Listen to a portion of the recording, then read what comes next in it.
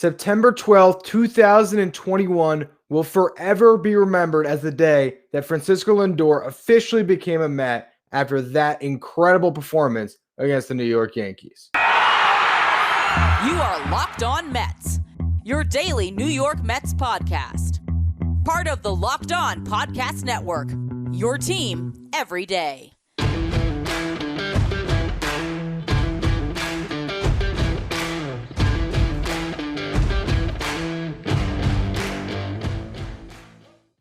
Hello to all you amazing Mets fans. You're listening to Locked On Mets, part of the Locked On Podcast Network, your team every day. To get this show every day, follow us wherever you get your podcast. You can also tell your smart device to play podcast Locked On Mets. Now on today's show, we have a lot to talk about, particularly talking about the best performance of the season. I know Jacob deGrom had a lot of great moments this year before the injuries, but nothing tops 3 home runs in a rubber match of the Subway Series as Francisco Lindor led his team to the series win. It really doesn't matter what happens from here. That was a game you could live on for the rest of the offseason. I want to talk about that game in the first segment, talk about Lindor more in the second segment, and then in the final segment that I actually recorded something before tonight's game, reflecting on my experience watching the game on Saturday. I thought that whatever happened on Sunday may change my perception or change my ability to speak on what happened during that other game on Saturday. That was pretty significant. So we'll play that as the last segment of today's show. But before we get to any of that, I'm your host, Ryan Finkelstein. If you want to find any of my work, follow me on Twitter at FinkelsteinRyan. You can also find some of my writing about the Mets at justbaseball.com. So in this game, Carlos Carrasco, per usual at this point, gives up 2 runs in the first because that's just what Carlos Carrasco does. And then from there, he'll settle down, and he did. He ended up going 4 scoreless after that, but gave up those 2 in the first. Giancarlo Stanton had an RBI double in the first inning, and he would be a big talking point throughout the game, along with Francisco Lindor. So the Mets get one back in the first, and then Lindor in the second gives the Mets the early lead with a 3-run homer. The Mets winning 4-2 for a while. They tack on another in the 5th. And then Jeurys Familia enters the game as Carrasco was pinch hit for in the previous inning. Familia did not have it. The Mets bullpen starting to struggle a bit. They've been leaning on them so much. And at a certain point, that bullpen was due to have some regression and fall back a bit. And it's been that way for about a week here. Familia was the guy that struggled tonight. One of the guys, I guess I should say, gives up a 2-run homer to cut that lead to 1. Then who comes up in the bottom of the 6th? Francisco Lindor. And this is where this game got really good. Lindor hits a solo homer, and as he's going around the bases, there's a little bit of chirping, and he was making the whistle symbol as he around the bases. I did not do that anywhere near as cool as Lindor did. If you want to see that and you're listening, you can see my awkward whistle symbol on YouTube. But Francisco Lindor, with all the swagger in the world, going around the bases and just letting the Yankees know that they didn't appreciate what happened the day prior. And for those of you who might have missed that in Saturday's game, which kind of got lost in the shuffle of everything else that was going on there, Taijuan Walker was apparently tipping his pitches, and the Mets noticed some whistling coming out of the Yankees dugout. And Jonathan Villar was the first to go to the mound. He's my guy, of course, Villar. Always got to mention that. And, he let Walker know, you're tipping your pitches, that we're hearing some whistling. They corrected it. Walker settled down, stopped giving up all those runs, all those home runs that he was giving up early on in that game. And so the Mets didn't appreciate the sign stealing the Yankees were doing. And whether you agree with it or not, it certainly became great theater because in the top of the 7th, Giancarlo Stanton ties the game with the 2-run homer.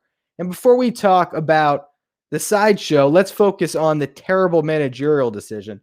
I'm sorry, Louie. I've had your back a lot of this year. But Brad Hand was pitching in that 7th inning. He had gotten Anthony Rizzo. He had gotten the lefties.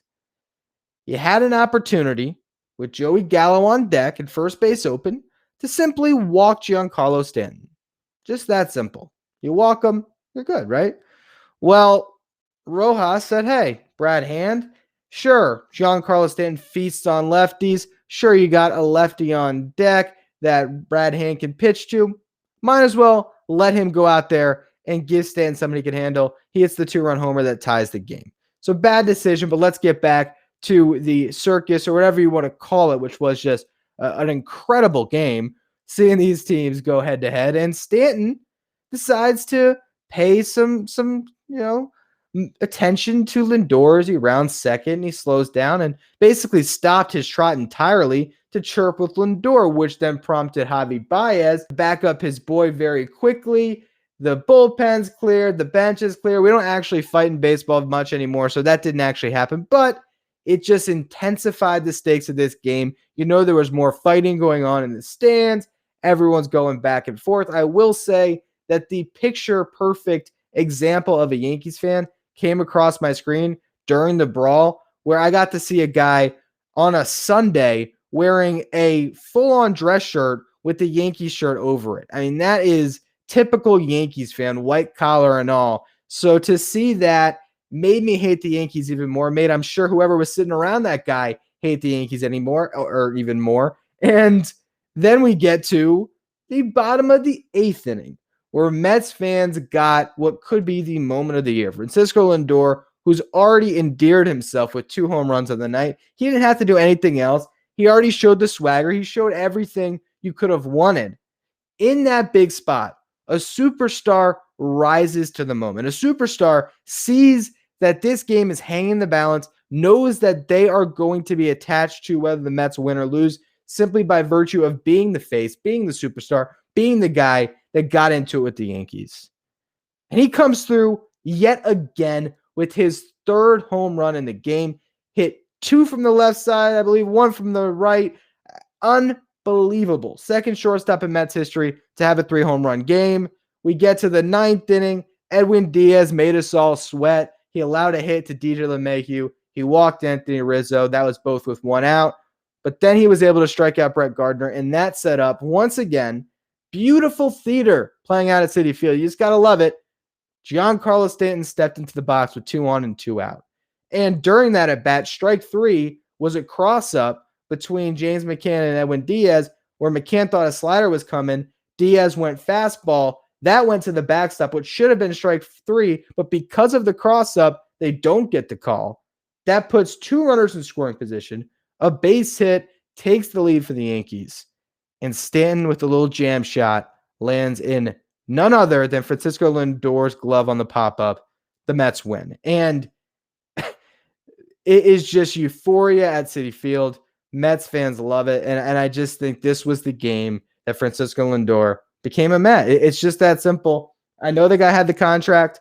I know that he's been here all year. He's had his moments. And we've called others signature moments. There's no mistaking it now. The 3-home run game is it. Francisco Lindor finally endeared himself to Mets fans. I want to talk about that a little bit more in just a minute, as this guy has another decade with this team. And I personally am very excited about it. You've got one device that lets you catch the game live, another that lets you stream your favorite shows, you're watching your sports highlights on your phone, and you've got your neighbor's best friend's login for the other good stuff you're missing. Well, I want to tell you about a simple way to get all that entertainment you love without the hassle, and it's called DirecTV Stream. DirecTV Stream brings your live TV and on-demand favorites together like never before, so you can watch your favorite sports, movies, and shows all in one place. That means no more juggling remotes, no need to buy another device ever again, and the best part, there's no annual contract. So get rid of the clutter and the confusion. Get your TV together with DirecTV Stream. You can learn more at directv.com. That's directv.com. Compatible device required. Content varies by package. Now, I don't know what you guys remember about the 2005 Mets, but they went 83-79 and finished 3rd in the NL East. That also happened to be Carlos Beltran's first season with the Mets. And prior to that, Beltran was an incredible player, spending a lot of time in Kansas City, eventually went to Houston for the stretch run in 2004, signs the big deal with the Mets. In his first season, Carlos Beltran hit .266, a .330 on base, .414 slugging, a .744 OPS. His OPS plus was 97. He was an all-star, but nowhere near the type of player he had been throughout his career. 2006 rolls around. He hits .275, 388 on base, 594 slugging, 982 OPS, 150 OPS plus, was fourth in the MVP, won a Gold Glove, and a Silver Slugger. Reason I bring that up, that was his second season with the Mets. Francisco Lindor next year will be entering year 2. Both these guys, similar makeup, switch hitters, both Puerto Rican, both spent the beginning of their career out in the Midwest with Beltran, Kansas City, with Lindor, obviously Cleveland. Now, A-Rod pointed this out in the broadcast, credit to him, although that's the only thing I will credit him for because the other, whatever it was, 4 hours of the broadcast was just dreadful. I cannot stand A-Rod on the call, but hey, that's just me. Maybe some people like him, although I don't see many that do. But getting back to Beltran and Lindor, for a guy who spent the early stages of his career just getting nothing but adoration. You go through a struggle, fans do nothing but just keep cheering you on. There's no booze, there's no stress. They love you. You were the homegrown guy. You came up, you brought your team to a World Series, your second or third year. I think it was his third year actually, but it was gravy for him in Cleveland. It takes time in New York to win over the fans. And we could talk about thumbs down and all that garbage. I really don't want to get into all that again. But Francisco Lindor, after this night, knows what it's like at Citi Field in that environment to come through in the clutch. And that's a feeling he's going to chase.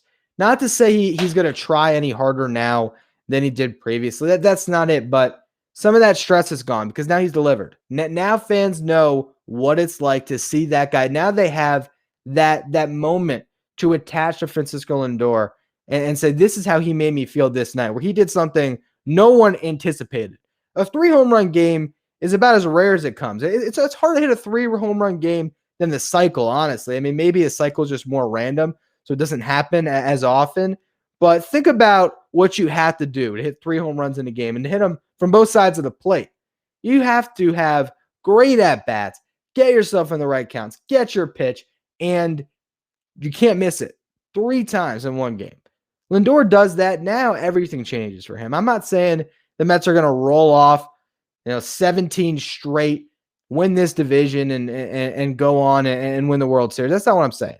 This might be the height of the season. This might have been it, okay? This series to beat the Yankees, that could be the last great moment of 2021. But 2022 has a chance to be really special. And if that guy's getting comfortable, if that guy's going to be the Lindor that we saw in Cleveland, or who knows, maybe even something better, he's still in the prime of his career. If we see that guy next year that we saw tonight, and if his boy Baez comes along for the ride, that's a team you want to watch every night. Not that this team hasn't been that this year, but there has been times where you have looked up and you're just, I cannot believe what we're watching. The fact that you could see what we just witnessed, which is a superstar rising up in the biggest of moments. And guess what? This team is in no shortage of superstars. If it's not Lindor one night, it could be Baez. If it's not Baez, it can be Pete. So there's a lot of guys that can come through, but watching it happen on that stage, it's something really special. And moving forward, you just project out what this could mean for the Mets. If Lindor has just been dealing with that sense of trying to live up to a contract and that pressure all year long, and it starts with the slump, and then guys are getting on him, the fans are booing, and it's starting to continue to snowball. He starts to figure it out. He's having some success. He gets hurt. First time in his career, Lindor has been hurt and had to miss a lengthy amount of time with an injury, with that oblique. He's sidelined for a while. The team crumbles without him. And then he comes back, and he wasn't great right off the jump because, hey, he didn't have any minor league rehab. He just got thrown right back into the fire. Now, if he's got his legs under him midseason, closes this year out strong, who knows if the Mets go on a run? If they don't, it really doesn't matter because I am very excited to see what Lindor looks like in year 2, being completely comfortable with this organization, assuming it as his team, which I think he has this year, but it's going to be taken to another level next year. You get to that point, the New York Mets have something that could really bring a lot of joy to Mets fans. And tonight was the first taste, and that's why it was so sweet. And I think that everyone is in resounding agreement right now that Lindor owns New York, at least for a night. And I wouldn't mind if he owned it for a decade. I don't know about you, but that's something that is pretty exciting. So now we're going to completely switch gears. I knew this might be a little bit of a change of pace, but that's why I recorded this before the game, because I didn't think I could deliver it after. And I think I ended up being right. So in just a minute, we're going to go back in time to before this game, where I recorded a segment about the 9/11 game yesterday and what that experience was like for me. Built Bar is the best tasting protein bar ever. Did you know that Built Bar has so many delicious flavors that there really is something for everyone, whether it's the coconut bar, cherry barcia, raspberry, mint brownie, double chocolate, salted caramel, strawberry, orange, cookies and cream, which is my personal favorite, or German chocolate. If you haven't tried all the flavors, you can get a mixed box where you'll get 2 of each. You can see which ones you like best. These are protein bars that taste like candy bars. They come covered in 100% chocolate. They're soft, they're easy to chew, and they're healthy. Built Bars come low in calorie, low in sugar, but they're high in protein and high in fiber. If you want to try Built Bar today, go to BuiltBar.com, use the promo code LOCK15, and you'll get 15% off your next order. Again, that's promo code LOCK15 for 15% off at BuiltBar.com. So I'm recording this at 7:30 on Sunday before the Mets play the Yankees in their final game, the rubber match, because I wanted to reflect on what took place yesterday. And I didn't want whatever happens in this final game to change my perception of the events that took place, because I was not upset at that loss last night like a lot of Mets fans were. Sure, I wanted the Mets to win, but I didn't need them to win. To me, that game was about a lot more than Mets versus Yankees game number 142 or whatever it was. For me, that game really was bigger than baseball. It was acknowledging what happened 20 years before that. And for me personally, I don't think I've ever had as much reflection or introspection during a 9/11 than I did this year. And I think part of it has been what we've gone through the past 18 months with COVID, where I'm now living out a part of history that people are going to remember, a really tragic time that I will have full grasp of what was taking place during this time. And I think back now to 9/11, I wonder why this day didn't always impact me the same way as it did for others, even though I did live through it. It's because I was so young when it happened. I was in kindergarten. And every year, actually, my mom's a 5th grade teacher. So every year since 2010, she's talked about how weird it is on 9/11 because she's in a class with 25 little kids, and they go through the routine of having a moment of silence and in your typical 9/11 remembrance. And those kids just don't get it because they didn't live through it. They don't understand it. And I'm realizing now at my age that really I'm closer to them than my parents when it comes to understanding 9/11. Because my memories of 9/11, I was in kindergarten, and I just remember kids getting pulled out of the class. That's one distinct memory I have. And it was me and one other kid. We were the last 2 left. And eventually my sister, who was in 4th or 5th grade, came up and they dismissed us together. And she grabbed my hand and walked me home. And at the time, she wouldn't tell me what was going on. I didn't know. I just knew that everyone was acting weird. And then I get home, and my mom, who would typically be greeting us at the door, was upstairs in her bedroom, and she was sitting about an inch away from the TV, just bawling her eyes out.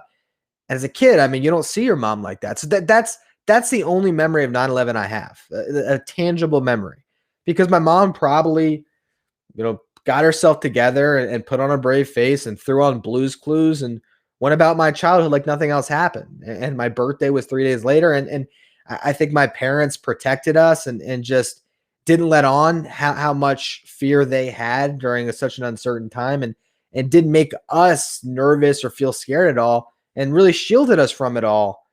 And so I don't have that same trauma attached. I always have sympathy for people, and I always try to take some time and pay respects and remember. But even on this podcast, this is my third year doing Locked On Mets. I don't believe I've done a whole segment on 9/11 up to this point because it felt insincere for me to talk about something just because I was obligated because I host Locked On Mets, and this is a day that's very significant to this franchise.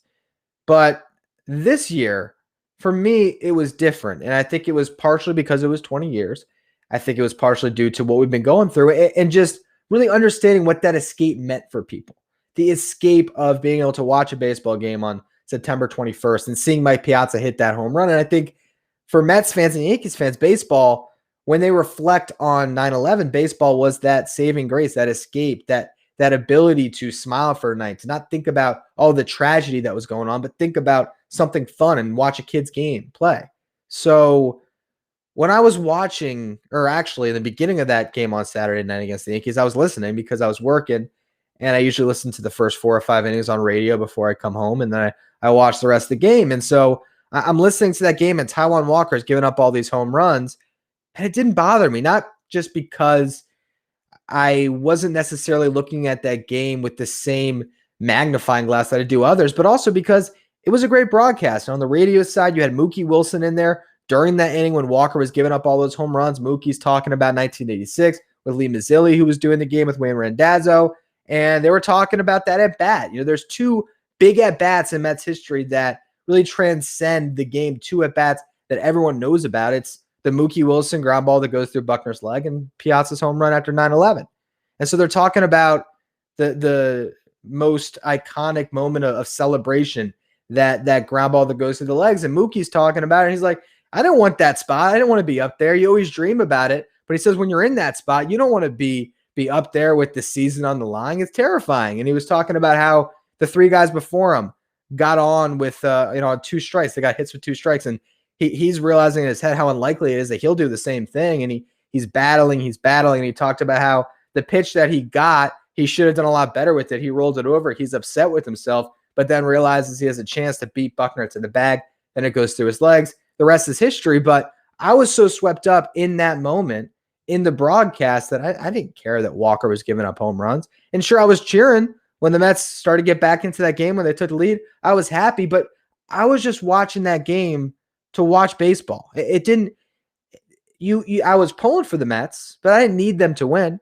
And when Trevor May gives up those runs, sure, I was frustrated, but I wasn't upset with him. He's human. He made a mistake. And I think everything that I was thinking about that day put it into perspective where I wasn't going to crush the guy. I wasn't upset with him. I wasn't upset with Rojas for which managerial decision he could have made. It was what it was. And it set the stage for Pete Alonso to maybe have one of the most iconic moments in Mets history. And he just came up short.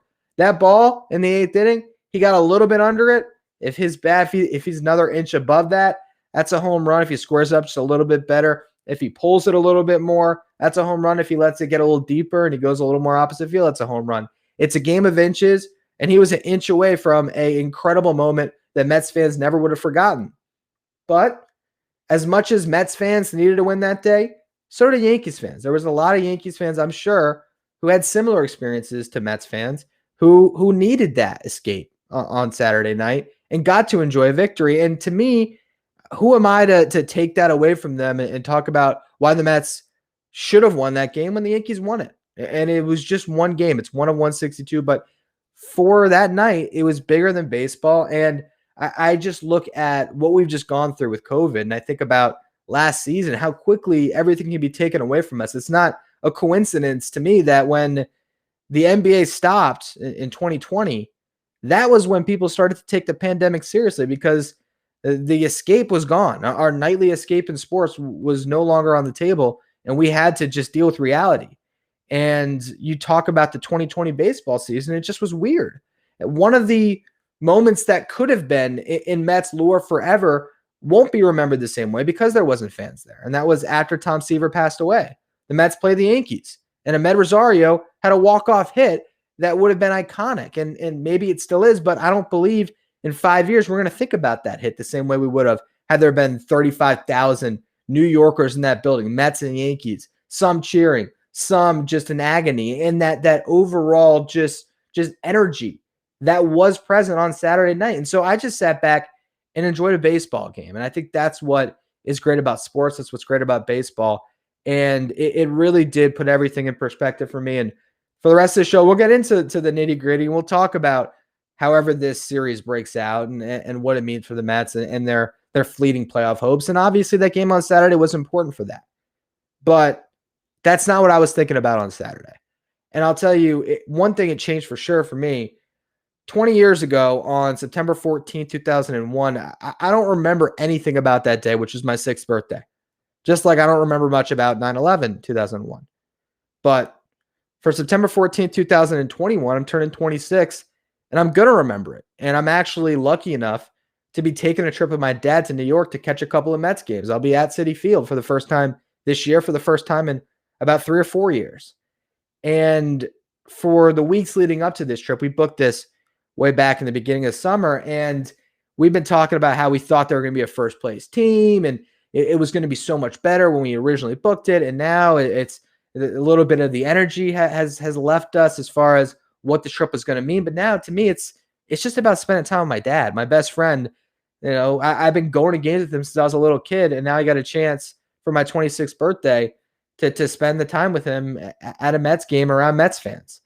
And I'm not going to be on my phone that night. I'm not going to be on Twitter. You're not going to see me live tweeting the game the way I have the other 6 or 7 games I've been to this year, because I'm either going to leave my phone at the hotel or keep it on silent in my pocket. And I'm just going to embrace watching a ball game with my dad. And I think that's what Saturday did for me. It did just help put everything in perspective. And obviously we will care about the Mets, and we will continue to hyperanalyze them at times. But there's other times where you got to just look at a baseball game as a game. And that's what I felt on Saturday. And I started to see some of the negative reaction on social media that night. I just turned my phone off and said, I'm not even looking at that.